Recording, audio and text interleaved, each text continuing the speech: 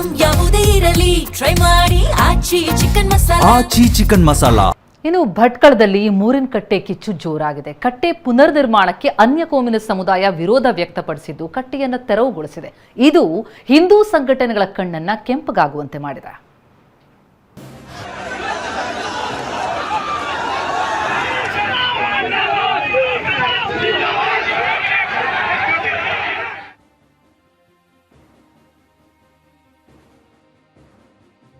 ಭಟ್ಕಳದಲ್ಲಿ ಹೊತ್ತಿದ ಮೂರಿನ ಕಟ್ಟೆ ತಿರುವು ಕಿಚ್ಚು.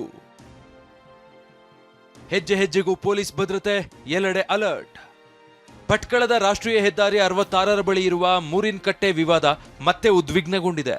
ತಾಲೂಕು ಆಡಳಿತ, ಪೊಲೀಸ್ ಬಂದೋಬಸ್ತ್ ನಡುವೆ ಕಟ್ಟೆ ನಿರ್ಮಾಣ ಕಾಮಗಾರಿ ನಡೆಸಿದೆ. ಈ ಕ್ರಮಕ್ಕೆ ಸ್ಥಳೀಯ ನಿವಾಸಿಗಳು, ಸಾಮಾಜಿಕ ಕಾರ್ಯಕರ್ತರು ಹಾಗೂ ಮಜ್ಜಿಸೆ ಇಸ್ಲಾಂ ವಾ ತಂಜೀಮ್ ಮುಖಂಡರು ತೀವ್ರ ಆಕ್ಷೇಪ ವ್ಯಕ್ತಪಡಿಸಿದ್ದಾರೆ.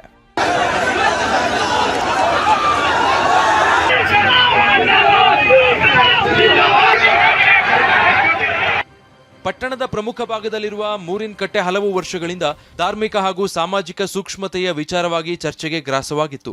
ರಾಷ್ಟ್ರೀಯ ಹೆದ್ದಾರಿ ಅಗಲೀಕರಣ ಕಾಮಗಾರಿ ಆರಂಭವಾದ ಬಳಿಕ ರಸ್ತೆ ವಿಸ್ತೀರ್ಣದ ಹಿನ್ನೆಲೆಯಲ್ಲಿ ಕಟ್ಟೆಯನ್ನ ಸಂಪೂರ್ಣ ತೆರವುಗೊಳಿಸಬೇಕು ಅಂತ ಒಂದು ವರ್ಗ ಒತ್ತಾಯಿಸ್ತಾ ಇದ್ರೆ, ಮತ್ತೊಂದು ವರ್ಗ ಕಟ್ಟೆಯನ್ನ ಅದೇ ಸ್ಥಳದಲ್ಲಿ ಮರು ನಿರ್ಮಿಸಬೇಕೆಂದು ಆಗ್ರಹಿಸ್ತಾ ಇತ್ತು.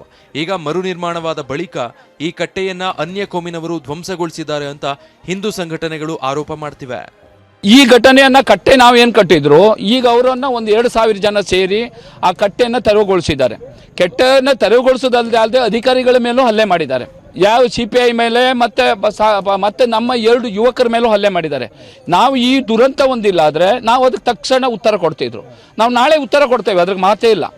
ಆದರೆ ನಾನು ಹೇಳ್ತಾ ಇರೋದು, ಎಲ್ಲಿ ಕಾಂಗ್ರೆಸ್ ಸರ್ಕಾರ ಬರ್ತದೋ ಅವರು ಮುಸಲ್ಮಾನರ ಉದ್ದಾಟತನ ಬಹಳ ಆಗ್ತದೆ.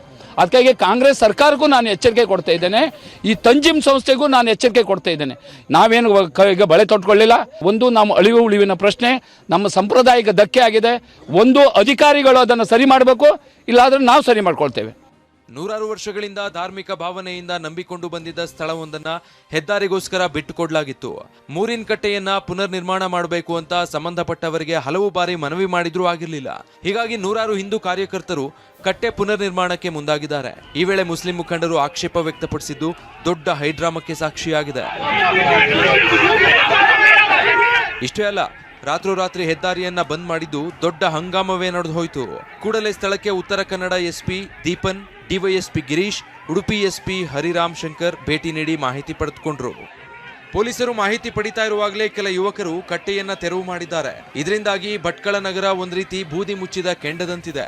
ಮುಂಜಾಗೃತವಾಗಿ ಪೊಲೀಸರು ಸ್ಥಳದಲ್ಲಿ 3 KSRP ತುಕಡಿಗಳನ್ನ ನಿಯೋಜನೆ ಮಾಡಲಾಗಿದೆ. ಪ್ರಜ್ವಲ್ ಅಮೀನ್, TV9 ಕಾರವಾರ.